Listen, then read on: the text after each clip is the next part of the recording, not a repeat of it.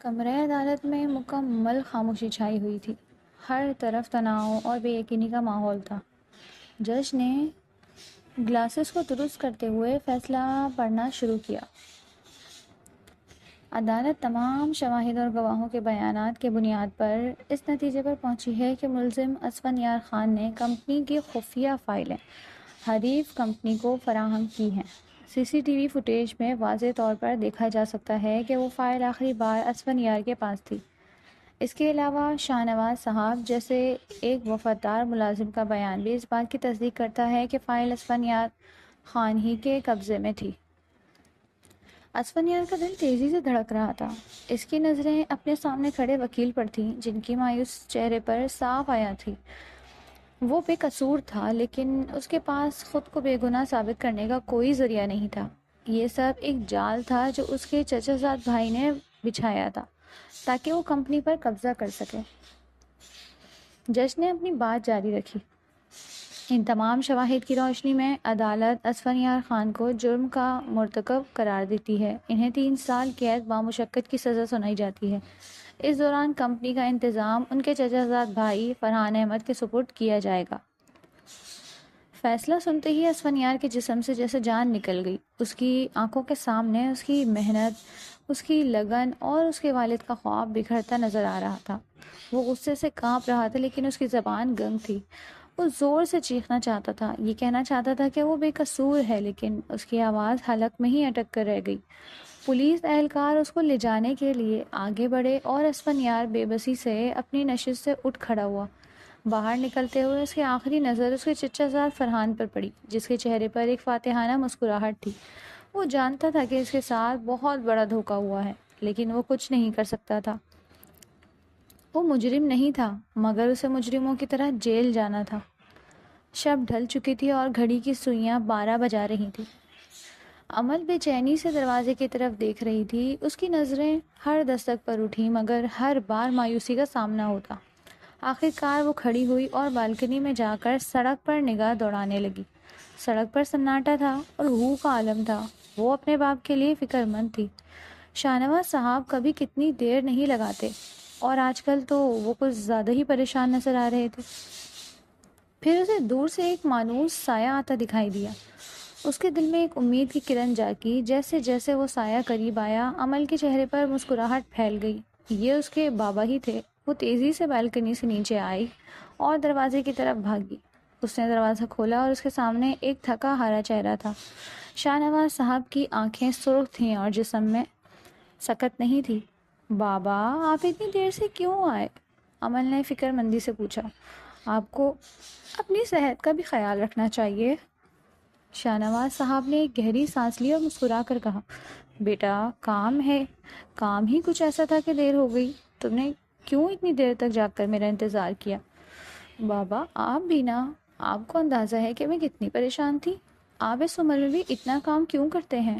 امل نے ان کا ہاتھ تھام کر اندر لے جاتے ہوئے کہا، اب بس کیجیے نا، میں اب بڑی ہو گئی ہوں، میں کما سکتی ہوں آپ کے لیے۔ شاہ نواز صاحب نے اپنی بیٹی کے سر پر ہاتھ رکھا اور پیار سے کہا، میری گڑیا رانی، تم ابھی چھوٹی ہو، تمہاری پڑھائی کی عمر ہے، کام کرنے کی نہیں۔ بابا میں پڑھائی کے ساتھ بھی کام کر سکتی ہوں، امل نے ضد کرتے ہوئے کہا۔ آپ کو میرے سر کی قسم، آج کے بعد آپ اتنا کام نہیں کریں گے اور جلد گھر آئیں گے۔ شاہ نواز صاحب نے اپنی بیٹی کی بات سن کر صرف سر ہلایا اور اس کو اپنے سینے سے لگایا۔ وہ جانتے تھے کہ وہ اس کی پریشانیوں سے بے خبر ہیں۔ شاہ نواز صاحب اپنے کمرے میں اکیلے بیٹھے تھے۔ رات کا سناٹا تھا اور ان کا دل بے چینی اور پشیمانی سے بھرا ہوا تھا۔ ان کی آنکھوں کے سامنے اپنی معصوم بیٹی امل کا چہرہ گھوم رہا تھا۔ وہ اس کے مستقبل کے بارے میں سوچ کر لرز رہے تھے۔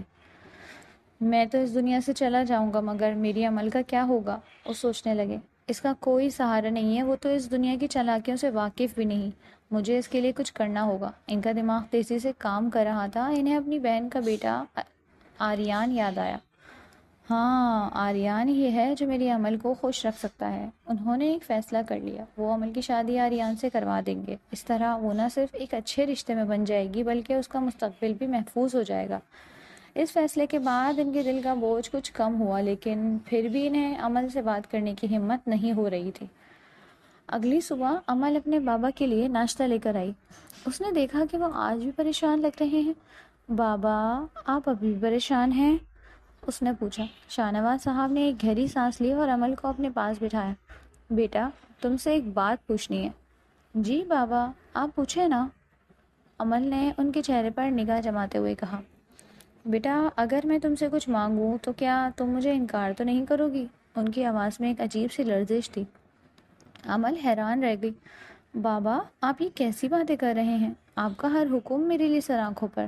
آپ جو بھی مانگیں گے میں آپ کو انکار نہیں کروں گی۔ شاہ نواز صاحب نے پیار سے اس کے بالوں میں ہاتھ پھیرا۔ اب انہیں اپنی بات کہنے کی ہمت ہوئی۔ بیٹا، میں چاہتا ہوں کہ تم آریان سے شادی کر دو۔ وہ ایک بہت اچھا لڑکا ہے، اس کے ساتھ تم خوش رہو گی۔ اگر تمہیں مجھ پر یقین ہے تو میرے اس فیصلے کو قبول کر لو۔ یہ سن کر امل کے دل میں ایک لمحے کے لیے ہلچل مچی۔ اس نے کبھی آریان کو اس نظر سے نہیں دیکھا تھا، لیکن اس کے بابا کی آواز میں ایسی بے بسی تھی کہ وہ انکار نہ کر سکی۔ اس کی آنکھوں میں آنسو آ گئے۔ اس نے شاہ نواز صاحب کا ہاتھ تھام کر کہا، بابا، آپ میرے لیے جو بھی فیصلہ کریں گے وہ میرے لیے سب سے بہتر ہوگا۔ میں آپ پر آنکھیں بند کر کے بھروسہ کرتی ہوں۔ وہ جذباتی ہو گئی اور ان کے سینے سے لگ کر بولی، آپ میرے لیے دنیا کی سب سے اہم شخصیت ہیں۔ میں آپ کی خوشی کے لیے کچھ بھی کر سکتی ہوں۔ وہ تھوڑی دیر ان کے سینے سے لگی رہی، پھر اپنے آنسو پوچھ کر بولی، لیکن بابا، آپ بار بار مجھ سے دور جانے کی باتیں کیوں کر رہے ہیں؟ آپ کہیں نہیں جا رہے، آپ ہمیشہ میرے ساتھ رہیں گے۔ شاہ نواز صاحب کی آنکھوں میں بھی نمی تھی۔ انہوں نے اپنی بیٹی کے سر پر پیار کیا اور گہری سانس لے کر کہنے لگے، بیٹا، تم نے آج ٹی وی پر خبر تو دیکھی ہوگی کہ اسفندیار خان کو جیل ہو گئی ہے۔ امل نے نفی میں سر ہلایا۔ اسفندیار کو 3 سال کی قید ہوئی ہے اور یہ سب کمپنی کی خفیہ فائلیں لیک کرنے کے جرم میں ہوا۔ عدالت نے اسے مجرم قرار دے کر جیل بھیج دیا ہے۔ شاہ نواز صاحب نے ٹھنڈی آہ بھری۔ اگرچہ میرا دل یہ ماننے کو تیار نہیں کہ اسفندیار ایسا کر سکتا ہے، کیونکہ وہ بہت نیک اور محنتی لڑکا ہے۔ اس کے والد کے انتقال کے بعد اس نے کمپنی کو سنبھالا اور دن رات ایک کر کے اسے اس مقام تک پہنچایا، مگر آخری بار خفیہ فائلیں اسی کے ہاتھ میں تھی۔ وہ کچھ لمحے رکے، پھر مزید بولے، اور اب کمپنی کا انتظام اس کے کزن فرحان کے ہاتھ میں ہے، اور مجھے اس بات کی بھی فکر ہے کہ فرحان مجھے کمپنی میں رہنے دے گا یا نہیں۔ میں تو اسفندیار کے والد کی بھرتی تھا، میں نے اپنی پوری زندگی اس کمپنی کو دی ہے، اور اب مجھے اس بات کی بھی فکر ہے کہ میں شاید جلد ہی کمپنی سے نکال دیا جاؤں۔ ان کی آواز میں بہت بے بسی تھی۔ یہی وجہ ہے کہ میں تمہارے مستقبل کے بارے میں سوچ کر بہت پریشان ہوں۔ تمہاری شادی کے بعد میں اپنی تمام فرائض سے فارغ ہو جاؤں گا اور اس دنیا سے سکون سے جا سکوں گا۔ بابا، پلیز ایسی باتیں مت کریں۔ امل نے پھر سے ان کا منہ بند کر دیا۔ وہ اپنے بابا کی پریشانی کو سمجھ چکی تھی، لیکن ان کا دل اندر سے ڈوب رہا تھا۔ اس نے اپنے بابا کے فیصلے کو دل سے قبول کر لیا تھا، مگر ان کے دل میں ایک انجانا خوف بھی تھا۔ وہ جانتی تھی کہ اس کی زندگی اب مکمل طور پر بدلنے والی ہے۔ امل نے اپنے بابا کی بات سنی تو اس کا دل بیٹھ گیا۔ وہ جانتی تھی کہ ان کا فیصلہ اس کے لیے بہترین ہی ہوگا، لیکن آریان سے شادی کا خیال اسے ایک عجیب سی کیفیت میں مبتلا کر رہا تھا۔ وہ ابھی تک اس رشتے کو قبول نہیں کر پائی تھی۔ ان سب باتوں کے باوجود اس نے دل ہی دل میں اپنے بابا کی خوشی کے لیے یہ رشتہ قبول کر لیا تھا۔ شام کا وقت تھا جب شاہ نواز صاحب نے اپنی بہن فریحہ کو فون کر کے گھر بلایا۔ فریحہ اپنی اکلوتی بیٹی عالیہ اور بیٹے آریان کے ساتھ فوراً چلی آئیں۔ وہ اندر داخل ہوئیں تو ان کے چہرے پر ایک مسکراہٹ تھی۔ وہ جانتی تھی کہ یہ ملاقات کس مقصد کے لیے ہو رہی ہے۔ فریحہ ایک لالچی عورت تھی اور چاہتی تھی کہ ان کا بیٹا آریان امل سے شادی کرے، کیونکہ شاہ نواز صاحب کے بعد ان کا گھر اور باقی ساری جائیداد امل کے نام ہو جائے گی، اور اگر آریان امل سے شادی کر لے تو وہ سب ان کے ہاتھ لگ جائے گا۔ شاہ نواز، کیا بات ہے؟ تم نے اچانک کیوں بلایا؟ فریحہ نے گہری سانس لے کر پوچھا۔ شاہ نواز صاحب نے ایک لمبی سانس لی اور بولے، فریحہ، میں چاہتا ہوں کہ آریان اور امل کی شادی ہو جائے۔ یہ سن کر فریحہ کے چہرے پر خوشی کی لہر دوڑ گئی، جیسے انہوں نے کسی جنگ میں فتح کر لی ہو۔ انہوں نے شاہ نواز صاحب کے ہاتھ پر ہاتھ رکھ کر کہا، شاہ نواز، یہ تو بہت اچھی بات ہے۔ مجھے ہمیشہ سے ہی امل اور آریان کی جوڑی بہت پسند تھی۔ مجھے معلوم تھا کہ ایک دن ایسا ضرور ہوگا، اس سے اچھا اور کیا ہو سکتا ہے۔ اب شادی کی تیاریاں شروع ہو چکی تھیں۔ امل خاموش دل کے ساتھ یہ سب دیکھ رہی تھی۔ وہ اپنے بابا کی خوشی کے لیے قربانی دے رہی تھی۔ اسے آریان سے کوئی شکایت نہیں تھی، بلکہ وہ اسے ایک اچھا دوست سمجھتی تھی، لیکن اپنے بابا سے دور جانے کا غم اسے اندر ہی اندر کھائے جا رہا تھا۔ دوسری طرف فریحہ اور عالیہ اپنی جیت پر بہت خوش تھیں۔ وہ مستقبل کے خواب دیکھ رہی تھی۔ آریان بھی خاموش تھا۔ شادی کی تمام رسومات مکمل ہو چکی تھیں۔ امل ایک خاموش دل کے ساتھ آریان کے گھر میں داخل ہوئی۔ اس کا دل ایک انجانے خوف اور بے یقینی میں ڈوبا ہوا تھا۔ وہ اپنے بابا سے دور ہو کر بہت غمگین تھی، لیکن اس نے اپنے آنسوؤں کو چھپا کر اپنے چہرے پر ایک مصنوعی مسکراہٹ سجا رکھی۔ شروع کے دن امل نے محسوس کیا کہ آریان ایک لاپرواہ اور غیر ذمہ دار شخص ہے۔ اسے کسی کی پرواہ نہیں تھی۔ وہ سارا دن اپنے دوستوں کے ساتھ گھومتا رہتا اور رات گئے گھر آتا۔ وہ امل کے ساتھ بات کرنے سے بھی کتراتا تھا اور اسے نظر انداز کرتا۔ امل اس رشتے میں خود کو بہت تنہا محسوس کرنے لگی۔ اسے یہ احساس ہونے لگا کہ وہ اس کے لیے کوئی اہمیت نہیں رکھتی، بس ایک اجنبی کی طرح تھی۔ رات آریان دیر سے گھر آیا۔ امل اس کے انتظار میں جاگ رہی تھی۔ جیسے ہی آریان نے کمرے میں قدم رکھا، امل نے نرمی سے پوچھا، آریان، آپ اتنی دیر سے آئے؟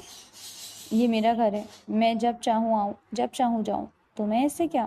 آریان نے اس کی طرف دیکھا اور ایک تلخ مسکراہٹ کے ساتھ جواب دیا۔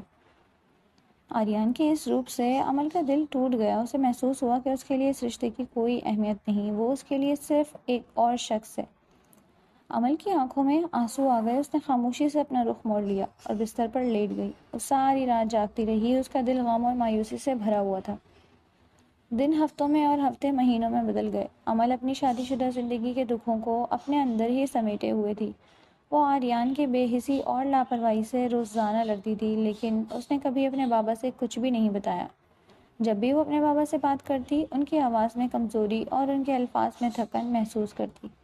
فون کی گھنٹی مسلسل بج رہی تھی، لیکن گھر کے مکینوں میں سے کسی ایک کے پاس بھی اتنا ٹائم نہیں تھا کہ جا کر اٹھا لے۔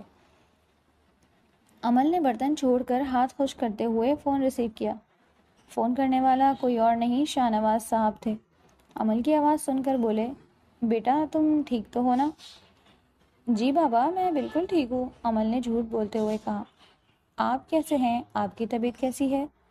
میں بھی ٹھیک ہوں، بس تھوڑا سا تھکن محسوس ہو رہی ہے۔ شاہ نواز صاحب نے ایک گہری سانس لی۔ بیٹی کا بجھا بجھا لہجہ ان سے چھپا نہ رہ سکا تو پوچھ بیٹھے، بیٹا تم مجھ سے کبھی کچھ چھپاتی تو نہیں؟ امل کا دل دھک سے رہ گیا۔ اس نے فوراً کہا، بابا میں آپ سے کیوں کچھ چھپاؤں گی، سب کچھ ٹھیک ہے۔ اس کی آواز میں کپکپاہٹ تھی۔ بیٹا مجھے بتاؤ کہ کیا مسئلہ ہے، کیا آریان تمہیں پریشان کر رہا ہے؟ یہ سن کر امل کی آنکھوں میں آنسو آ گئے، لیکن اس نے فوراً اپنے آنسو پوچھے اور کہا، بابا ایسا کچھ نہیں ہے، آریان بہت اچھا ہے، آپ میرے لیے پریشان مت ہو، میں جانتی ہوں کہ آپ کی صحت اتنی اچھی نہیں ہے، اگر آپ میرے لیے فکر کریں گے تو آپ کی طبیعت مزید خراب ہو جائے گی۔ شاہ نواز صاحب نے محسوس کیا کہ ان کی بیٹی کچھ چھپا رہی ہے، لیکن وہ اس پر مزید دباؤ نہیں ڈالنا چاہتے تھے۔ وہ جانتے تھے کہ عمل بہت حساس ہے اور صرف اتنا کہا، بیٹا تم اپنا خیال رکھنا۔ کچن سے گلاس ٹوٹنے کی آواز آئی تو فریحہ ایک دم چونکی۔ لو جی، ہو گیا ایک اور نقصان۔ پاؤں میں چپل ڈالتے ہوئے وہ کچن کی طرف بڑھی۔ عمل بکھرے ہوئے کانچ کے ٹکڑے سمیٹ رہی تھی۔ بی بی یہ تمہارا سسرال ہے، تمہارے باپ کا گھر نہیں ہے، فریحہ نے اونچی آواز میں کہا۔ یہاں ہر ایک چیز میری ہے، تم میرے گھر میں رہتے ہوئے ہر دوسرے دن نقصان کیوں کرتی ہو؟ تم تو شکر گزار رہو کہ تمہارے باپ کے کہنے پر میں نے تمہیں اپنے اکلوتے بیٹے کی دلہن بنایا ہے، ورنہ تمہاری اوقات ہی کیا تھی؟ فریحہ کا یہ طعنہ سن کر عمل کے صبر کا پیمانہ لبریز ہو گیا۔ اس نے فوراً کہا، پھوپھو یہ شادی آپ اور بابا کی مرضی سے ہوئی تھی، اگر بابا نے آپ سے التجا کی تھی اور آپ کو من پسند نہیں تھی تو آپ کو انکار کر دینا چاہیے تھا۔ وہ کانچ کے ٹکڑے سمیٹتی رہی، اپنی زبان کو لگام دو، عمل میری مت ماری گئی تھی جو اپنے بیٹے کی شادی تم سے کر دی، فریحہ نے جلتے بھنتے کہا اور کچن سے چلی گئی۔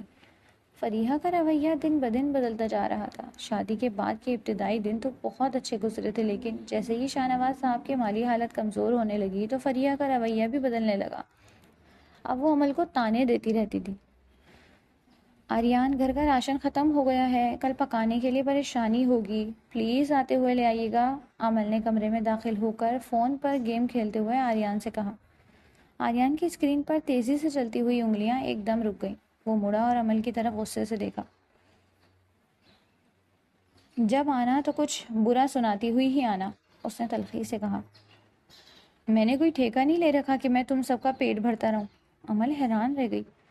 آریان، میں نے تو صرف راشن لانے کا کہا ہے، اس میں برا کیا ہے؟ تمہیں کیا لگتا ہے میں تمہارے باپ کا نوکر ہوں کہ جب جو دل چاہے کہو؟ آریان نے غصے سے بولا۔ میں پہلے ہی کتنے خرچے برداشت کر رہا ہوں، تم نے تو مجھے زندہ ہی مار دیا ہے۔ یہ سن کر عمل کے دل میں ایک گہرا زخم لگا۔ اس نے بے بسی سے آریان کی طرف دیکھا اور کہا، آریان، آپ مجھ سے ایسی بات کیوں کر رہے ہیں؟ میں آپ کی بیوی ہوں، آپ کی دشمن نہیں۔ میری بیوی؟ آریان نے تنزن کہا۔ تم میری بیوی نہیں، ایک بوجھ ہو۔ تمہارے باپ نے مجھے تم سے شادی کرنے کے لیے مجبور کیا تھا، ورنہ میں تم سے کبھی شادی نہیں کرتا۔ یہ سن کر عمل کی آنکھوں میں آنسو آ گئے۔ اس نے کچھ نہیں کہا اور کمرے سے باہر چلی گئی۔ اس کا دل ٹوٹ چکا تھا۔ اس کی آنکھوں سے آنسو بہہ رہے تھے، دل کی دھڑکنیں تیز تھیں۔ عمل کے کانوں میں ابھی بھی آریان کے سخت لفظ گونج رہے تھے۔ اسی دوران اس کے فون کی گھنٹی بجی۔ اسکرین پر شاہنواز صاحب کا نام دیکھ کر اس نے فوراً فون اٹھایا۔ دوسری طرف سے کھانسی کی آواز آ رہی تھی اور آواز میں کمزوری تھی۔ بیٹا عمل، شاہنواز صاحب نے بڑی مشکل سے کہا، تم سے ملنا ہے، فوراً آ جاؤ۔ بابا کیا ہوا ہے آپ کو؟ عمل نے پریشانی سے پوچھا۔ آپ کی آواز اتنی کمزور کیوں لگ رہی ہے؟ بیٹا بس آ جاؤ، انہوں نے بمشکل کہا۔ عمل نے فوراً فون بند کیا اور دروازے کی طرف بھاگی۔ اس نے پیچھے مڑ کر بھی نہیں دیکھا۔ اس کا دل زور سے دھڑک رہا تھا۔ وہ اپنے بابا کے گھر پہنچی تو وہ زمین پر پڑے ہوئے تھے۔ ان کی سانسیں بہت آہستہ چل رہی تھیں۔ عمل نے انہیں اٹھایا اور ٹیکسی میں بٹھا کر اسپتال لے کر گئی۔ اسپتال پہنچ کر ڈاکٹرز نے انہیں فوراً ایمرجنسی میں داخل کیا۔ عمل باہر بے چینی سے انتظار کر رہی تھی۔ کچھ دیر بعد ڈاکٹر باہر آیا اور اس نے بتایا کہ ان کی حالت نازک ہے اور انہیں فوراً علاج کی ضرورت ہے۔ اسی دوران شاہنواز صاحب نے آنکھیں کھولی اور عمل سے پوچھا، بیٹا آریان کہاں ہے؟ عمل نے ان کا ہاتھ تھام کر کہا، بابا آپ کو کسی کی فکر کرنے کی ضرورت نہیں ہے، آپ کی بیٹی آپ کے ساتھ ہے۔ میں آریان کو فون کر کے بلا لوں گی۔ وہ جانتی تھی کہ آریان شاید ہی آئے، لیکن اپنے بابا کو تسلی دینے کے لیے اس نے جھوٹ بولا۔ ابھی آپ کو سکون کی ضرورت ہے، آپ صرف اپنی صحت کا خیال رکھیں، میں ابھی ڈاکٹر سے بات کرتی ہوں۔ ہسپتال کا کمرہ مکمل خاموش تھا، صرف مشینوں کی ہلکی آوازیں گونج رہی تھیں۔ عمل اپنے بابا کا ہاتھ تھامے بے بسی سے ان کے چہرے کو دیکھ رہی تھی۔ ان کا چہرہ زرد پڑ چکا تھا اور سانسیں بے حد کمزور ہو چکی تھیں۔ وہ بستر پر لیٹے جیسے زندگی اور موت کے درمیان کی کشمکش میں ہوں۔ آریان ابھی تک نہیں آیا تھا۔ عمل نے کئی بار اس سے فون کرنے کی کوشش کی، لیکن اس کا فون بند تھا۔ اس کے دل میں مایوسی کا ایک گہرا سمندر بن رہا تھا، لیکن وہ اس کو چھپاتے ہوئے اپنے بابا کے سامنے مسکرا رہی تھی تاکہ وہ کوئی دکھ محسوس نہ کریں۔ شاہنواز صاحب نے بڑی مشکل سے آنکھیں کھولیں اور عمل کو دیکھا۔ ان کے ہونٹوں پر ایک تھکی ہوئی مسکراہٹ آ گئی۔ انہوں نے اشارہ کیا کہ وہ ان کے قریب آئے۔ عمل ان کے قریب ہو گئی اور ان کا ہاتھ اپنے سر پر رکھ دیا۔ بیٹا عمل، ان کی آواز بمشکل نکل رہی تھی، میں جانتا ہوں تم مجھ سے کچھ چھپا رہی ہو، میں نے تمہیں پہچان لیا ہے، تمہاری آنکھوں میں دکھ ہے۔ عمل کا دل پھٹ کر رہ گیا۔ اس نے روتے ہوئے کہا، بابا ایسی باتیں مت کریں۔ نہیں بیٹا، مجھے سچ بتاؤ، شاہنواز صاحب نے زور لگاتے ہوئے کہا۔ کیا آریان تم سے ٹھیک سے پیش نہیں آتا؟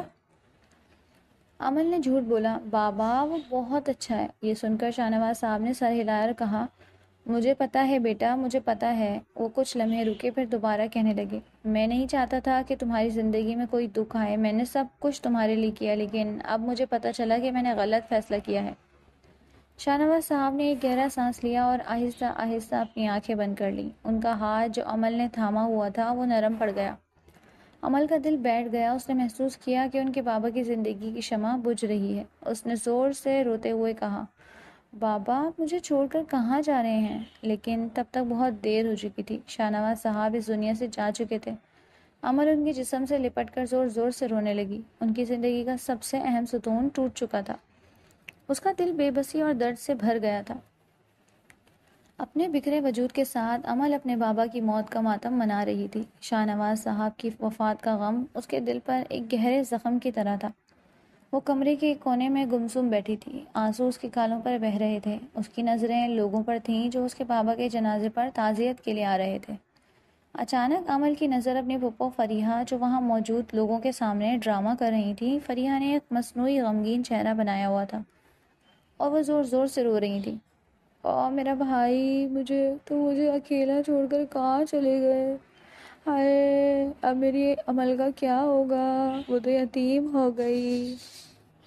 وہ عمل کے پاس آئیں، اسے اپنے سینے سے لگایا اور جھوٹے آنسو بہاتے ہوئے کہنے لگی، دیکھو میری بیچاری بھتیجی کو، اسے کون سنبھالے گا؟ عمل نے فریحہ کے سینے سے لگ کر ان کا یہ جھوٹا ڈرامہ دیکھا۔ وہ حیران تھی کہ کوئی عورت اتنی شفاف اور بے رحم کیسے ہو سکتی ہے۔ اس نے دیکھا کہ فریحہ کے چہرے پر غم کی ایک چھوٹی پرت تھی،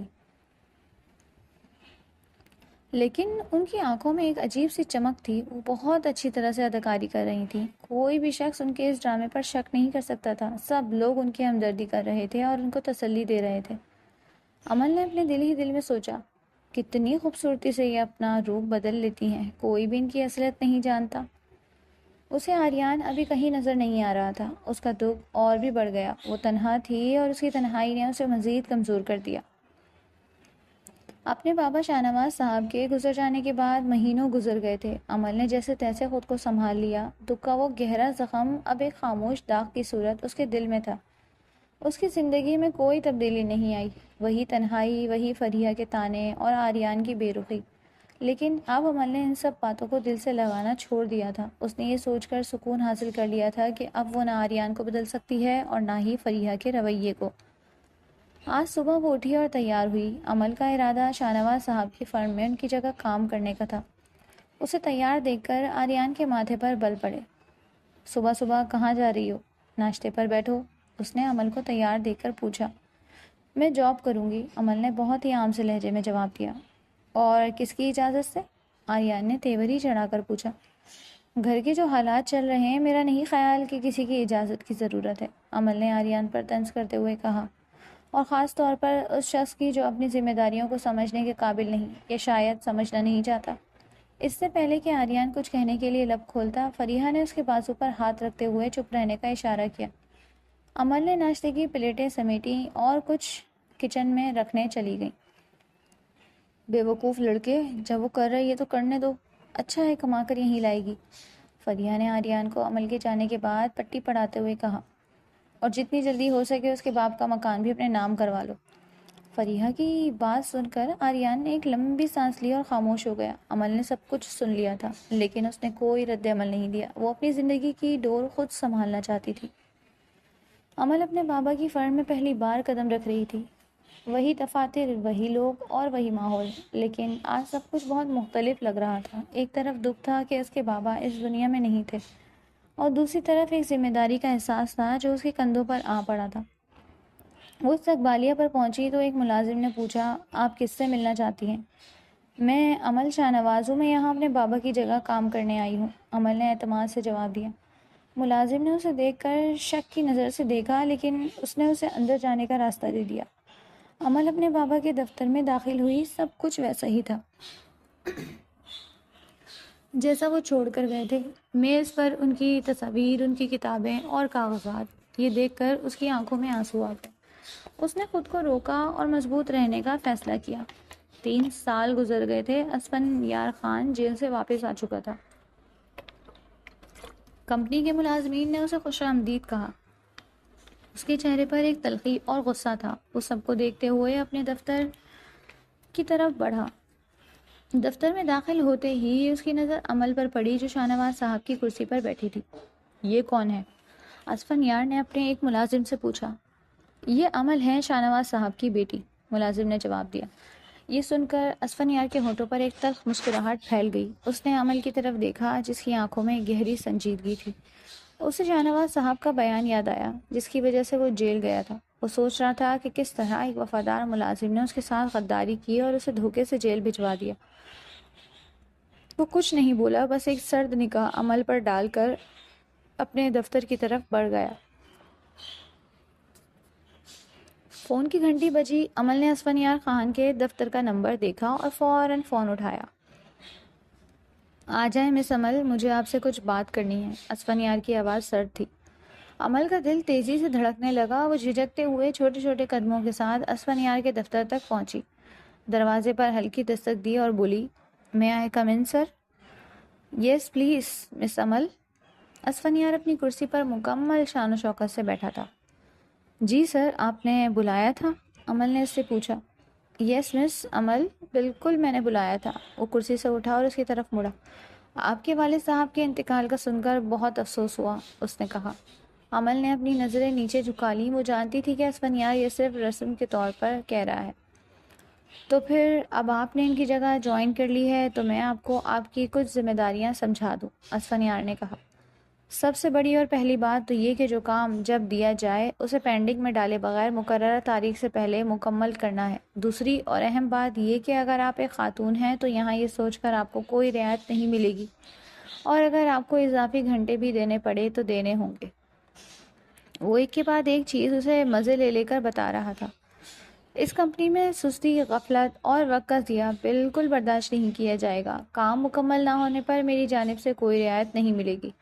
عمل کا دل ایک لمحے کے لیے رک سا گیا۔ وہ اسفنیار کے چہرے پر موجود مسکراہٹ کو دیکھ رہی تھی۔ یس سر کے علاوہ کوئی جواب اس کے ہونٹوں سے نہ نکل سکا۔ اب یہ فائلیں اٹھائیں اور سب کی رپورٹ دیں مجھے آج۔ اسفنیار نے ایک بھاری بنڈل اس کی طرف بڑھایا۔ عمل نے ایک بنڈل کی طرف دیکھا تو بے یقینی سے اس کی آنکھوں سے نکلا، یہ ساری آج؟ جی، کوئی مسئلہ؟ اسفنیار نے سوالیہ نظروں سے پوچھا۔ نہیں سر، عمل ہکلاتے ہوئے اٹھی اور فائلیں اٹھا کر باہر نکل گئی۔ اس کا دل ڈوب رہا تھا۔ وہ جانتی تھی کہ یہ کام ایک دن میں مکمل کرنا ناممکن ہے، لیکن وہ اسفنیار کے سامنے ہار نہیں ماننا چاہتی تھی۔ جب وہ اپنے دفتر میں واپس آئی تو اس نے فائلوں کو میز پر رکھا اور انہیں کھولنا شروع کیا۔ ان فائلوں میں کمپنی کے پرانے کیسز اور پچھلے 3 سال کے مالی معاملات کی تفصیلات تھیں۔ یہ سب کچھ اتنا زیادہ تھا کہ اسے سر چکرانے لگا، لیکن وہ جانتی تھی کہ اسے یہ کام کرنا ہے۔ اس نے گھڑی کی طرف دیکھا، وقت تیزی سے گزر رہا تھا۔ اس نے گہری سانس لی اور کام میں لگ گئی۔ اس نے رات گئے تک کام کیا لیکن فائلیں مکمل نہیں ہوئیں۔ وہ جانتی تھی کہ اسے کل صبح اسفنیار کے سامنے شرمندہ ہونا پڑے گا۔ عمل آدھی رات کو تھکی ہاری گھر پہنچی۔ دروازہ کھولتے ہی اس کا سامنا فریحہ سے ہوا۔ وہ اپنے بازوؤں کو سینے پر باندھے ہوئے دروازے پر کھڑی تھی۔ ان کے چہرے پر ایک سرد مسکراہٹ تھی۔ واہ، آج تو ہماری بہو کو آنے کی بھی فرصت مل گئی ہے، فریحہ نے طنزیہ انداز میں کہا۔ مجھے تو لگا تھا کہ تم رات بھر کام کرو گی اور گھر ہی نہیں آؤ گی۔ عمل نے ان کی طرف دیکھا لیکن کچھ نہیں کہا۔ وہ صرف اپنے کمرے میں جانا چاہتی تھی۔ وہ جانتی تھی کہ فریحہ سے بات کرنے کا کوئی فائدہ نہیں ہے۔ کیا ہوا، زبان پر تالا لگ گیا؟ فریحہ نے اس کا راستہ روکتے ہوئے کہا۔ یا اتنی تھک گئی ہو کہ بول بھی نہیں سکتی؟ میں تھک گئی ہوں، مجھے سونے دیں۔ عمل نے بڑی مشکل سے کہا۔ سونے دیں؟ فریحہ نے ہنستے ہوئے کہا۔ تمہارے باپ نے تمہیں اس لیے تو نہیں بہایا نا کہ تم رات بھر باہر رہو اور گھر آ کر آرام کرو؟ یہ سن کر عمل کا دل ٹوٹ گیا۔ اس نے ایک گہری سانس لی اور کہا، میرے باپ کے بارے میں کچھ نہ کہیں، وہ اب اس دنیا میں نہیں ہے۔ اچھا، تو تمہارے باپ کی بات کرنے سے تم ناراض ہو جاتی ہو؟ فریحہ نے غصے سے کہا۔ عمل نے پھر سے کچھ نہیں کہا۔ وہ صرف اپنی آنکھوں سے بہتے ہوئے آنسوؤں کو پوंچھ رہی تھی۔ وہ جانتی تھی کہ فریحہ کے طعنوں کا کوئی جواب نہیں۔ وہ وہاں سے چلی گئی اور اپنے کمرے میں جا کر دروازہ بند کر دیا۔ وہ آج وقت سے پہلے ہی دفتر پہنچ گئی تھی تاکہ کل کی فائلیں آج مکمل کر لے، اور انہیں ختم کرنے میں وہ کامیاب بھی ہوئی۔ دفتر میں باقی سب نے بھی آہستہ آہستہ آنا شروع کر دیا۔ وہ ناشتہ کر کے نہیں آئی تھی۔ اس نے پیون سے اپنے لیے چائے منگوا لی۔ ابھی آخری گھونٹ لے کر کب رکھا ہی تھا کہ اس کا بلاوا آ گیا۔ اس نے ساری فائلیں اٹھائیں اور رپورٹس لے کر اسفنیار کے دفتر کی طرف چل دی۔ وہ اندر داخل ہوئی۔ اسفنیار نے اسے بیٹھنے کا اشارہ کیا۔ امید ہے آپ نے اپنا کام مکمل کر لیا ہوگا، اس نے کہا۔ اس نے یقین تھا کہ جتنا کام وہ اسے دے چکا ہے وہ ایک دن میں مکمل کرنا ناممکن ہے، اور اس کا پورا ارادہ تھا کہ وہ اپنی توقع کے برعکس عمل کو خوب شرمندہ کرے۔ لیکن جی سر، میں نے ان ساری فائلوں کی رپورٹس تیار کر دی ہیں۔ سن کر اس کے چہرے پر بے یقینی کے تاثرات ابھرے، جن پر اس نے فوراً قابو پایا اور اتنا ہی کہہ سکا، گڈ، آپ وہ رپورٹس مجھے دے دیجئے اور کچھ اور فائلیں ہیں وہ لے لیں۔ یہ سن کر عمل کی ہمت جواب دے گئی، سر سوری ٹو سے، لیکن اس دفتر میں میرے علاوہ بھی بہت سے امپلائیز ہیں اور مجھے یقین ہے کہ آپ کو اندازہ تھا کہ جتنا کام آپ نے مجھے دیا ہے وہ ایک دن میں مکمل کرنا ممکن نہیں تھا۔ اس نے اسفنیار کی آنکھوں میں آنکھیں ڈال کر ایک ایک لفظ پر زور دیتے ہوئے کہا، جی مس عمل، مجھے معلوم ہے، لیکن میں یہاں نہیں تھا، جس کی وجہ سے بہت سے کام ہیں کرنے کو، اور پھر کسی ایک کو تو بلی کا بکرا بننا پڑتا ہے۔ اسفنیار نے لاپرواہی سے جواب دیا۔ تو بلی کا بکرا آپ نے مجھے بنا دیا۔ عمل کا بس نہیں چل رہا تھا کہ وہ ساری فائلیں اسفنیار کے سر پر دے مارے۔ عمل اپنے دفتر میں بیٹھی کام کرتے ہوئے اسفنیار کو کوس رہی تھی۔ جیل میں ہی رہتا تو اچھا تھا، چھوٹنے کے بعد میری زندگی میں زہر گھلنے آ گیا ہے۔ مسلسل بڑبڑائے جا رہی تھی کہ اسے یہ بھی ہوش نہیں تھا کہ اس کے پیچھے کوئی اس کی ساری بڑبڑاہٹ سن رہا ہے۔ کچھ کہا آپ نے مس عمل؟ وہ اپنی پیٹھ پیچھے بھاری مردانہ آواز پر چونکی مڑ کر دیکھا تو وہ کوئی اور نہیں اسفنیار ہی تھا۔ اس کے پیروں سے زمین نکل گئی، وہ فوراً اپنی جگہ سے اٹھ کھڑی ہوئی۔ نہیں نہیں سر، کچھ بھی نہیں، میں نے تو کچھ نہیں کہا، اس نے اکلاتے ہوئے جواب دیا۔ اسفنیار کے چہرے پر ایک طنزیہ مسکراہٹ آئی۔ میرا ارادہ تھا کہ آپ پر کام کا بوجھ کچھ کم کر دوں، لیکن اب سوچ رہا ہوں کہ اس کی ضرورت نہیں ہے۔ یہ کہہ کر اسفنیار نے اسے گھورا اور وہاں سے چلا گیا۔ وہ دوبارہ کرسی پر بیٹھ گئی۔ عمل کا دل چاہا کہ وہ زور زور سے رونا شروع کر دے۔ وہ تھکی ہاری سونے کی نیت سے بستر پر آ کر بیٹھی تھی کہ آریان ایک آواز پر چونکی۔ تمہیں اگر نوکری کرنے کی اجازت دے دی تو اس کا مطلب یہ نہیں کہ تم اتنی دیر تک گھر سے باہر رہنا شروع کر دو۔ آریان اس پر احسان جتلاتے ہوئے انداز میں بولا۔ پہلی بات تو یہ ہے کہ نوکری کرنا میرا شوق نہیں ہے بلکہ میری مجبوری ہے، اور میں اس کمپنی میں اپنے باپ کی جگہ ملازم ہوں۔ وہ کمپنی میرے باپ کی نہیں ہے جو مجھے میری مرضی سے آنے جانے دے۔ عمل نے جلے ہوئے لہجے میں کہا۔ اچھا بس، شوہر ہوں تمہارا، تمیز سے بات کیا کرو۔ آریان نے اسے خاموش کروایا۔ اس نے ایک نظر آریان پر ڈالی اور سونے کے لیے آنکھیں موند لی۔ ابھی وہ خود کو پرسکون کرنا ہی چاہ رہی تھی کہ آریان کی آواز اس کی سماعتوں سے ٹکرائی۔ تمہارے گھر کے کاغذات کہاں ہیں؟ کل مجھے نکال کر دے دینا، آریان نے پوچھا۔ یہ سن کر عمل کی آنکھیں کھل گئیں۔ آپ نے ان پیپرز کا کیا کرنا ہے؟ اس نے اٹھتے ہوئے پوچھا۔ کیا مطلب کیا کرنا ہے؟ جتنا کہا ہے اتنا کر لینا، آریان نے غصے میں کہا۔ میں وہ پیپرز آپ کو نہیں دوں گی، عمل نے دو ٹوک لہجے میں جواب دیا۔ اچھا تو پھر مجھ سے لے لینا طلاق کے پیپرز، آریان نے صفاقی سے کہا اور وہاں سے چلا گیا۔ عمل میں یقینی سے اس کی پشت کو تکتی رہی۔ اسے یقین نہیں آ رہا تھا کہ کوئی اتنا شفاق کیسے ہو سکتا ہے۔ پوری رات اس نے تکیہ بھگویا، نیند اڑ چکی تھی اور دل کی دھڑکن نے اس کی ساری تھکن کو بھلا دیا تھا۔ وہ رات اس کے لیے بہت لمبی تھی۔ وہ ساری رات نہیں سو سکی تھی، سر بھی رات بھر جاگنے سے بھاری تھا۔ اس نے ناشتے کی میز پر آریان اور باقی سب کو مکمل نظر انداز کیے رکھا۔ خاموشی کو فریہ کی آواز نے توڑا۔ عمل، تم نے گھر کے پیپرز آریان کو دے دیے ہیں؟ پھپھو، وہ میرا گھر ہے، میرے ابا اور آپ کے بھائی کی نشانی، وہ کاغذات میں کیوں دوں؟ عمل نے بے یقینی سے انہیں دیکھا۔ ہاں تو کام بھی ان کی اپنی بیٹی اور بھانجی بھانجے کے لیے ہی ہیں۔ مجھے عالیہ کی شادی کرنی ہے، فریہ نے ڈٹائی سے کہا۔ عالیہ میری یا میرے ابا کی ذمہ داری نہیں ہے، وہ آپ اور آریان کی ذمہ داری ہے، اور اس کی شادی کی ذمہ داری آپ کی ہے، عمل نے صاف گوئی کا مظاہرہ کیا۔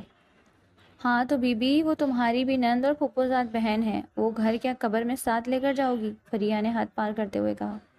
میں قبر میں لے کر جاؤں یا مزار بنواؤں وہ میری مرضی ہے، عمل فوراً اٹھی اور دفتر کے لیے نکل گئی۔ وہ اب مزید وہاں رہ کر ان کی باتیں نہیں سن سکتی تھی۔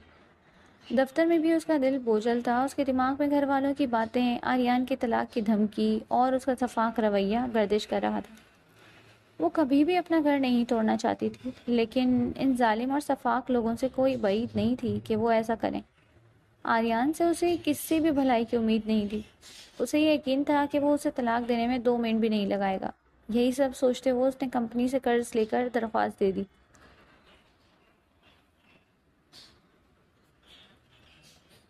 تھوڑی ہی دیر میں وہ اسفنیار کے سامنے بیٹھی تھی۔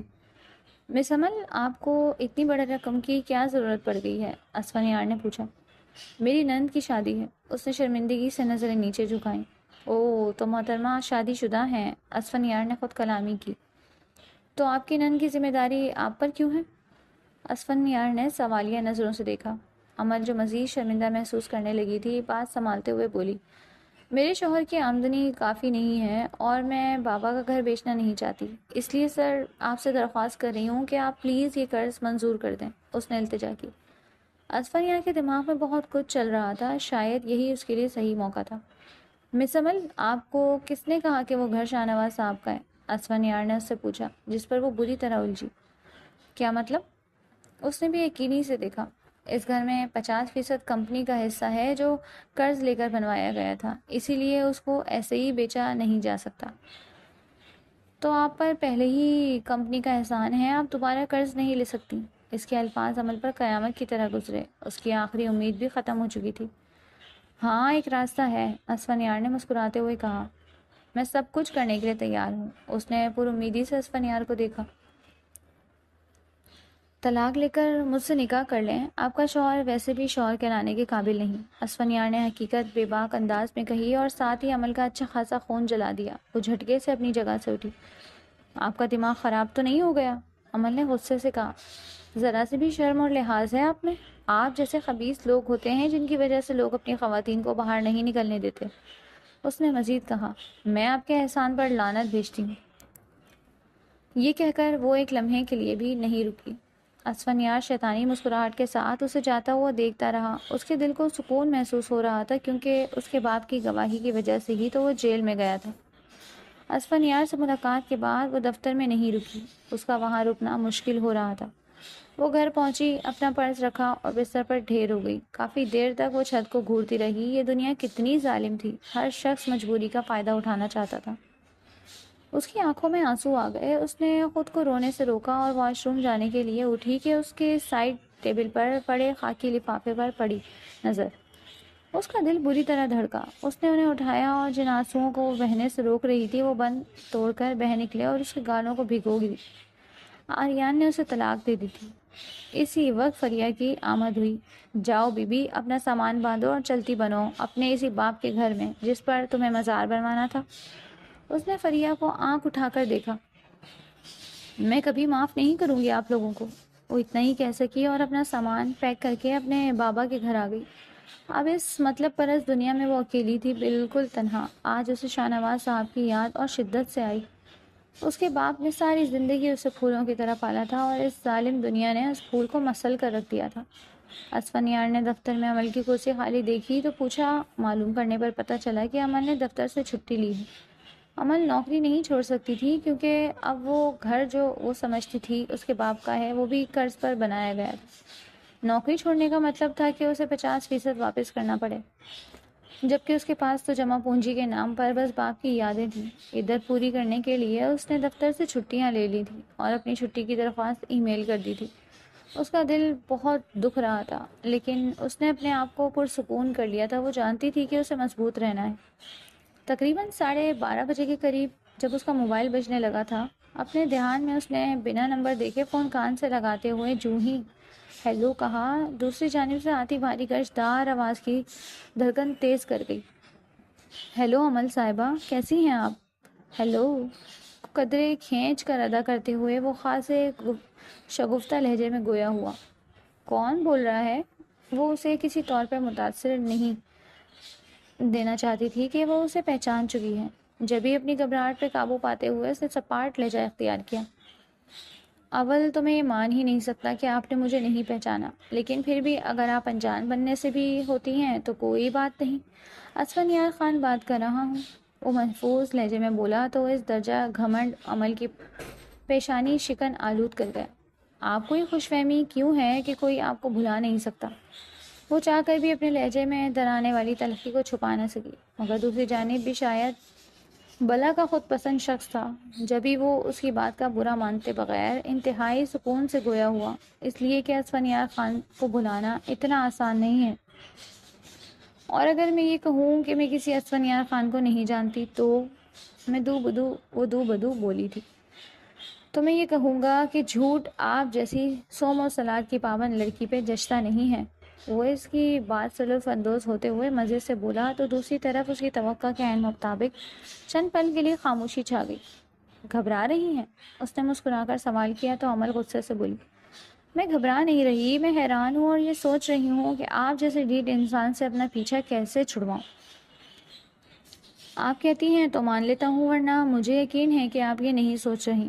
وہ ایک بار پھر اس کی بات کا برا مانے بغیر نارمل لہجے میں بولا، دیکھیں اسفنیار صاحب، میں غیر مردوں سے باتیں یا ان سے دوستی کرنے والی لڑکی نہیں ہوں، اس لیے پلیز میری آپ سے ریکویسٹ ہے کہ آپ مجھے پریشان مت کریں۔ گہری سانس لیتے ہوئے اس نے کہا، میں اس حقیقت سے بخوبی واقف ہوں کہ آپ کوئی عام لڑکی نہیں ہیں، جبھی تو میں نے زندگی میں پہلی بار کسی کی جانب خود پیش رفت کی ہے۔ وہ اس کی استعداد کو نظر انداز کیے بنا کسی ہچکچاہٹ کے واضح الفاظ میں اپنا مدعا بیان کرتا ہوا بولا تو عمل کے پیروں تلے سے زمین نکل گئی۔ آپ ہوتے کون ہیں میری طرف پیش رفت کرنے والے؟ اور کیا سوچ کر آپ نے مجھے اتنے الزام سے یہ اطلاع دی ہے؟ آپ کوئی اونچی چیز ہیں تو اپنے گھر میں آپ جیسے کرپٹ لوگوں سے بات کرنا بھی اپنی توہین سمجھتی ہوں۔ دوبارہ مجھے فون کرنے کی غلطی مت کیجیے گا۔ اس کی آواز بے اختیار ہی اونچی ہو گئی تھی۔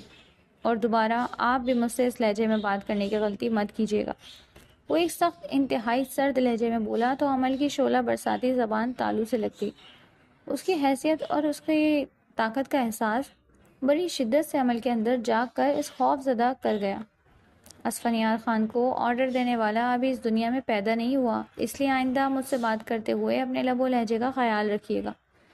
انتہائی کروفر سے بولتا ہوا وہ نئے سرے سے عمل کے غصے کو ہوا دے گیا۔ وہ شخص خود کو سمجھ کیا رہا تھا؟ جل کر سوچتے ہوئے اس نے بے اختیار دانت پیسے اور فون بند کر دیا۔ عدت کے بعد یہ عمل کا دفتر میں پہلا دن تھا۔ اس نے آج اپنے آپ کو پہلے سے زیادہ مضبوط محسوس کیا۔ وہ جانتی تھی کہ اسفنیار سے اس کی ملاقات ناگزیر ہے، لیکن وہ اسے ٹالنے کی ہر ممکن کوشش کر رہی تھی۔ وہ سیدھا اپنے دفتر میں گئی اور دروازہ اندر سے بند کر لیا۔ اس نے فائلوں کو کھولا اور کام میں مصروف ہو گئی۔ اسفنیار نے صبح ہی اس کی آمد کا علم ہونے پر اپنے دل میں ایک عجیب سی خوشی محسوس کی تھی۔ وہ اس سے ملنا چاہتا تھا لیکن عمل مسلسل اسے نظر انداز کر رہی تھی۔ اسفنیار کو کچھ کام کے سلسلے میں عمل کے دفتر جانا پڑا تو اس نے باہر سے ہی دروازہ بند دیکھا۔ اس نے دستک دی اور بولا، مس عمل، کیا میں اندر آ سکتا ہوں؟ عمل نے دروازہ کھولا اور اسفنیار کو دیکھ کر کہا، جی سر، کیا آپ کو کوئی کام تھا؟ ہاں، میں نے آپ سے کچھ ضروری بات کرنی تھی۔ جی سر، آپ ابھی کہہ سکتے ہیں۔ اسفنیار نے اس کی آنکھوں میں دیکھا۔ مجھے آپ سے تنہائی میں بات کرنی ہے۔ عمل نے جھجکتے ہوئے اسے اندر آنے کا کہا۔ اسفنیار اندر آیا اور دروازہ بند کیا۔ مس عمل، آپ کے رویے میں اتنی تبدیلی کیوں ہے؟ اس نے پوچھا۔ سر، میرے رویے میں کوئی تبدیلی نہیں ہے، عمل نے جواب دیا۔ میں آج بہت مصروف ہوں، آپ کو جو بھی کہنا ہے آپ کہہ سکتے ہیں۔ اسفنیار نے گہرا سانس لیا اور کہا، میں نے آپ کو صرف یہ بتانا تھا کہ آپ کی چھٹیوں کے دوران آپ کا کام کسی دوسرے کو دے دیا گیا تھا، لیکن اب آپ واپس آ گئی ہیں تو آپ کو وہ کام دوبارہ مل جائے گا۔ جی سر، عمل نے سر ہلایا۔ اور ایک اور بات، اسفنیار نے اس کی طرف دیکھ کر کہا، آپ نے نکاح کے بارے میں کیا سوچا؟ سر، مجھے آپ سے کوئی نکاح نہیں کرنا، عمل نے کہا۔ اب آپ جائیں، مجھے کام کرنا ہے۔ اسفنیار کو بہت غصہ آیا۔ نکاح تو وہ اس سے ہر حال میں کر کے ہی رہے گا، چاہے وہ راضی ہو یا نہیں۔ اس کے باپ کا بدلہ وہ عمل سے ہی لے گا، اس نے سوچا اور چپ کر کے وہاں سے چلا گیا۔ دفتر سے چھٹی کا وقت ہو چکا تھا۔ عمل جو بھی تھکی ہوئی تھی آٹو کا انتظار کر رہی تھی۔ اسی دوران ایک عجیب سا لڑکا اس کو مسلسل گھور رہا تھا، جس کی وجہ سے وہ بہت بے چین محسوس کر رہی تھی۔ اس نے فوراً اپنی چادر درست کی اور وہاں سے ہٹنے کی کوشش کی، لیکن وہ لڑکا اس کے پیچھے پیچھے جا رہا تھا۔ اسفنیار اچانک گاڑی وہاں آ کر رکی۔ اس نے کھڑکی سے اپنا سر باہر نکال کر عمل سے کہا، گاڑی میں بیٹھ جاؤ۔ نہیں شکریہ، میں آٹو لے لوں گی، عمل نے انکار کیا۔ اسفنیار کی آواز میں تلخی تھی۔ اگر خود سے نہیں بیٹھی تو گھسیٹ کر بٹھاؤں گا۔ تماشا لگانے سے بہتر ہے خود جا کر بیٹھ جاؤ۔ یہاں آنکھوں کی زینت بننے کا زیادہ شوق ہے؟ عمل نے اس کی طرف غصے سے دیکھا اور گاڑی میں بیٹھ گئی۔ وہ جانتی تھی کہ اسفنیار کے سامنے بحث کرنا بیکار ہے۔ جیسے ہی گاڑی چلی، اسفنیار نے گاڑی کی سپیڈ بڑھا دی۔ شکریہ سر، عمل نے کہا، لیکن مجھے آپ کی مدد کی ضرورت نہیں تھی۔ اسفنیار نے اس کی طرف دیکھا اور کہا، تم بہت ضدی ہو، بہتر ہوگا میرے سامنے کرنا چھوڑ دو، اس میں تمہارا اپنا نقصان ہے۔ کل تیار رہنا، میں قاضی لے آؤں گا۔ عمل نے اس کی طرف حیرت سے دیکھا اور بولی، اسفنیار، مجھے آپ سے کوئی شادی نہیں کرنی۔ آپ کو اتنی سی بات سمجھ کیوں نہیں آ رہی؟ شادی تو ہوگی، تم چاہو یا نہیں، اور اگر تم نہیں مانی تو یہ واحد سہارا جو تمہاری چھت ہے، ایسا نہ ہو کہ وہ بھی چھن جائے، اس نے دھمکی دیتے ہوئے کہا۔ بے بسی سے عمل کی آنکھ میں آنسو آ گئے۔ انہیں بچا کر رکھو، کام آئیں گے، اسفنیار نے اس پر نگاہ ڈالتے ہوئے کہا۔ ان کے درمیان کوئی بحث نہیں ہوئی، کوئی بات چیت نہیں ہوئی۔ عمل کی بے بسی اور اسفنیار کی ضد نے اس رشتے کو ایک نیا رخ دیا۔ اگلے دن اسفنیار قاضی کو لے کر آیا اور عمل کو ایک غیر واضح خاموش نکاح میں باندھ دیا۔ عمل کی آنکھوں سے آنسو بہہ رہے تھے، لیکن اسفنیار کو کوئی پرواہ نہیں تھی۔ وہ صرف اپنے انتقام کی آگ کو بجھانا چاہتا تھا۔ نکاح کے بعد اسفنیار اسے اپنے گھر لے آیا۔ عمل اس کے کمرے میں بیٹھی تھی، دل کی دھڑکنیں تیز تھیں، اس کا دل خوف اور بے یقینی سے بھرا ہوا تھا۔ اسے یقین نہیں آ رہا تھا کہ وہ کس صورت حال میں ہے، وہ کس کے ساتھ ایک ہی چھت کے نیچے رہنے پر مجبور ہو چکی تھی۔ جب اسفنیار کمرے میں داخل ہوا تو اس نے عمل کو دیکھا۔ اس نے عمل کے پاس جا کر کہا، اب تم میری بیوی ہو۔ کیوں؟ عمل نے اس سے پوچھا۔ آپ نے میرے ساتھ ایسا کیوں کیا؟ اسفنیار نے اس کی طرف دیکھا اور ایک شیطانی مسکراہٹ کے ساتھ جواب دیا، تمہارے باپ کی وجہ سے۔ یہ سن کر عمل کا دل بیٹھ گیا، وہ حیران ہو گئی اور پوچھا، میرے بابا کا کیا مطلب ہے؟ تمہارے بابا نے میرے خلاف گواہی دی تھی جس کی وجہ سے مجھے جیل جانا پڑا، اسفنیار نے کہا، اور اب میں نے ان سے ان کا انتقام لے لیا ہے۔ یہ سن کر عمل کا دل ٹوٹ گیا، اس کی آنکھوں میں آنسو آ گئے۔ اس نے کہا، میرے بابا نے ایسا کچھ نہیں کیا، وہ کیا کرتے تھے مجھے اچھی طرح سے پتا ہے، اسفنیار نے کہا، اب تمہیں اس کی سزا بھگتنی ہوگی۔ یہ کہہ کر وہ مسکرا رہا تھا، اس کا دل اس انتقام کی آگ سے بھرا ہوا تھا۔ عمل بے بسی سے اسے دیکھ رہی تھی، وہ جانتی تھی کہ اس کی زندگی ایک بار پھر مکمل طور پر تباہ ہو چکی ہے۔ یہ کہتے ہی وہ اس کی طرف آگے بڑھا۔ عمل پیچھے کھسکی اور خوف سے اس کی طرف دیکھا۔ کیا کر رہے ہیں؟ نکاح ہو چکا ہے نا؟ اب پلیز میرے قریب مت آئیے گا، آپ اپنی ضد پوری کر چکے ہیں۔ اس کی آواز میں خوف اور بے بسی تھی۔ اسفنیار نے اس کی طرف دیکھا اور مسکرایا، میری ضد ابھی پوری نہیں ہوئی ہے۔ اس نے اس کا ہاتھ پکڑا اور اسے اپنے قریب کھینچ لیا۔ نہیں پلیز، عمل نے کہا اور اس کے ہاتھ سے خود کو چھڑانے کی کوشش کی، لیکن وہ مضبوطی سے اس کا ہاتھ پکڑے ہوئے تھا۔ تم میری بیوی ہو، اسفنیار نے کہا، اور تمہیں میرے ساتھ ہی رہنا ہوگا۔ یہ کہہ کر اس نے عمل کو اپنے سینے سے لگا لیا۔ عمل بے بسی سے رو رہی تھی، لیکن اسفنیار کو کوئی پرواہ نہیں تھی، وہ صرف اپنے انتقام کی آگ کو بجھانا چاہتا تھا۔ اسفنیار نے اس کا دوپٹہ ہٹا دیا اور اس کی گردن کی طرف بڑھا۔ عمل نے مزاحمت کی، نہیں پلیز یہ مت کریں، لیکن اس نے اس کی ایک نہ سنی۔ اس نے عمل کو اپنے بازوؤں میں جکڑ لیا اور اس کی گردن پر بوسہ دیا۔ عمل نے آنکھیں بند کر لیں، اس کے دل کی دھڑکنیں تیز ہو گئیں اور وہ خود کو بے بس محسوس کر رہی تھی۔ اسفنیار اسے اٹھا کر بستر پر لے گیا اور اسے اپنے نیچے دبا لیا۔ تم اب میری ہو، اس نے کہا، اب میں تمہیں کبھی نہیں جانے دوں گا۔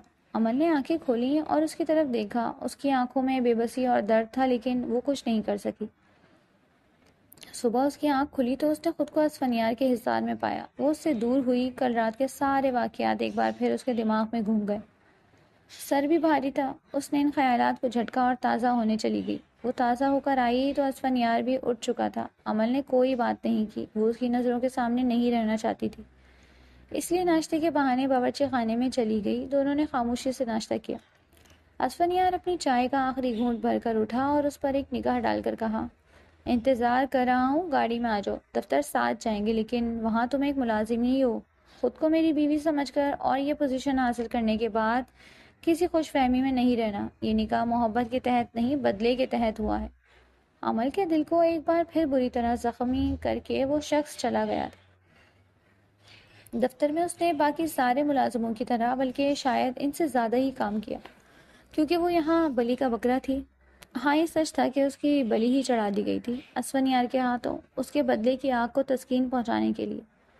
دفتر سے واپسی پر عمل نے خاموشی سے رات کا کھانا تیار کیا۔ وہ جانتی تھی کہ اسفنیار کو اس کی کوئی پرواہ نہیں تھی، لیکن وہ اس کی بیوی تھی اور اس کا فرض تھا کہ وہ اس کے لیے کھانا بنائے۔ وہ اکیلی ہی باورچی خانے میں کام کرتی رہی اور پھر دونوں نے خاموشی سے کھانا کھایا۔ ان کے درمیان کوئی بات نہیں ہوئی، صرف کھانوں کی آوازیں گونج رہی تھیں۔ کھانے کے بعد عمل نے برتن سمیٹے اور باورچی خانے میں رکھے۔ اسفنیار نے اسے دیکھا اور کہا، کل صبح جلدی اٹھنا ہے، اس لیے فوراً کمرے میں آؤ، مجھے سستی پسند نہیں ہے۔ عمل نے اس کی طرف دیکھا لیکن کوئی جواب نہیں دیا۔ وہ جانتی تھی کہ اس کی ساری باتیں بیکار ہوں گی، اس لیے اس نے خاموشی اختیار کی۔ وہ کمرے میں داخل ہوئی۔ اس کا خیال تھا کہ اسفنیار اب تک سو چکا ہوگا، اس لیے وہ بستر کی دوسری طرف آہستگی سے جا کر لیٹ گئی۔ ابھی اس نے آنکھیں موندی تھی کہ اسفنیار نے اسے بازو سے گھسیٹ کر اپنے قریب کیا۔ آپ سوئے نہیں ابھی تک؟ اس نے ہکلاتے ہوئے پوچھا۔ میں نے کہا تھا کمرے میں آؤ تو اس لیے نہیں کہ میں تمہیں لوریاں سنا کر سناؤں گا، وہ سرد لہجے میں بولا، بلکہ اس لیے کہ میں تھک گیا ہوں، مجھے تھکن اتارنی ہے۔ عمل کا دل زور سے دھڑکا۔ صبح اٹھنا ہے، اس نے اسفنیار کو روکنے کی اپنی سی کوشش کی۔ ہاں تو روز اٹھنا ہوگا، تو کیا روز تو مجھے یہ کہہ کر دور رکھو گی؟ اس کے مزید قریب ہوتا ہوا اس کی سانس بند کر گیا، اور پھر رات کے اگلے پہر ہی اس نے اسفنیار سے بہت منتوں کے بعد رہائی حاصل کی تھی۔ دفتر میں عمل اپنے کمپیوٹر پر کام کر رہی تھی جب دفتر میں اسفنیار اس کے کیبن میں داخل ہوا۔ یہ کیا حالت بنائی ہوئی ہے یہاں کی؟ یہ جو ساری اضافی فائلیں اور رپورٹس ہیں انہیں ڈسکارڈ کرو اور اس جگہ کی حالت سدھارو۔ واقعی عمل کے دفتر میں بہت گندگی تھی۔ اسے فرصت ہی نہیں تھی کہ وہ روزانہ کے کاموں میں ہی اتنا مصروف رہتی تھی کہ وہ یہ کام نہیں کر پائی۔ اسفنیار کی بات سن کر اسے شرمندگی محسوس ہوئی، لیکن اس نے کچھ نہیں کہا۔ عمل اپنا دفتر صاف کر رہی تھی، اضافی فائلوں اور رپورٹس کو ٹھکانے لگا رہی تھی جب اسے ایک پرانے فولڈر میں ایک USB ملی۔ اس نے USB کو اپنے کمپیوٹر میں لگایا تو اس میں اسے فرحان احمد اسفنیار کے کزن کی کچھ مشکوک سرگرمیاں دیکھنے کو ملی۔ اس میں وہ تمام ثبوت موجود تھے جو اس بات کو ثابت کرتے تھے کہ اس نے کمپنی کی خفیہ فائلیں حریف کمپنی کو فراہم کی تھی اور اسفنیار کو جیل بھجوانے میں اس کا ہاتھ تھا۔ عمل نے فوراً وہ USB لی اور اسفنیار کے دفتر کی طرف بھاگی۔ اس نے دروازے پر دستک دی اور اندر داخل ہو کر کہا، اسفنیار، مجھے ایک بہت اہم چیز ملی ہے۔ اسفنیار نے اسے دیکھا اور پوچھا، کیا ہے؟ یہ USB۔ عمل نے اس کے ہاتھ میں تھماتے ہوئے کہا، اس میں آپ کے خلاف سازشوں کا ثبوت ہے۔ اسفنیار نے ایک USB لی اور اسے اپنے کمپیوٹر میں لگایا۔ جیسے ہی اس نے فائلوں کو دیکھا تو اس کے چہرے پر حیرت کے تاثرات تھے۔ اسے یقین نہیں آ رہا تھا کہ جو شخص اس کا اپنا کزن تھا وہ اس کے ساتھ ایسا کر سکتا ہے۔ یہ کیسے ملا؟ اسفنیار نے پوچھا۔ میں اپنا دفتر صاف کر رہی تھی تو یہ مجھے ایک پرانے فولڈر میں ملا، عمل نے جواب دیا۔ اسفنیار نے عمل کو دیکھا اور کہا، تم نے میرا بہت بڑا احسان کیا ہے۔ اس کی آنکھوں میں نمی تھی۔ یہ میرا فرض تھا، عمل نے کہا، میں نے تو بس سچ کا ساتھ دیا۔ یہ سب ثبوت ملنے کے بعد اسفنیار نے فرحان کو پولیس کے حوالے کر دیا۔ عدالت نے اسفنیار کو بے گناہ قرار دے دیا اور فرحان کو اس کی جگہ جیل بھیج دیا۔ شام کا وقت تھا۔ عمل اپنے کمرے میں بیٹھی تھی جب اسفنیار ہاتھ میں پھولوں کا گلدستہ اور ایک ڈبہ لیے اندر داخل ہوا۔ اس کے چہرے پر پہلی بار ایک نرم مسکراہٹ تھی۔ عمل حیران رہ گئی۔ اسے سمجھ نہیں آ رہا تھا کہ کیا ہو رہا ہے۔ اسفنیار نے گلدستہ عمل کے سامنے رکھا اور ڈبہ کھول کر اس میں سے خوبصورت ہار نکالا۔ یہ تمہارے لیے ہے، اس نے کہا۔ عمل نے اس کی طرف دیکھا لیکن کچھ نہیں بولی۔ اس نے اسفنیار کے چہرے پر پہلی بار اتنی نرمی اور پیار دیکھا تھا۔ اسفنیار نے خود اس کے قریب آ کر اس کے گلے میں ہار پہنایا۔ عمل کی آنکھوں میں آنسو آ گئے۔ اس نے اسفنیار کی طرف دیکھا اور کہا، یہ سب کیوں؟ کیونکہ تم اس کی حقدار ہو۔ تم نے بہت تکلیفیں برداشت کی ہیں۔ میں وعدہ کرتا ہوں کہ دنیا جہاں کی خوشیاں قدموں میں رکھ دوں گا۔ اسفنیار نے کہا، تم بہت اچھی ہو، مجھے معاف کر دو عمل، اس نے کہا۔ یہ سن کر عمل کا دل خوشی سے بھر گیا۔ اس نے اسفنیار کا ہاتھ تھاما۔ اسفنیار نے اسے گلے لگا لیا اور وہ اس کی باہوں میں سمائی اپنے حصے کی خوشیوں کو خوش آمدید کہنے کے لیے تیار تھی۔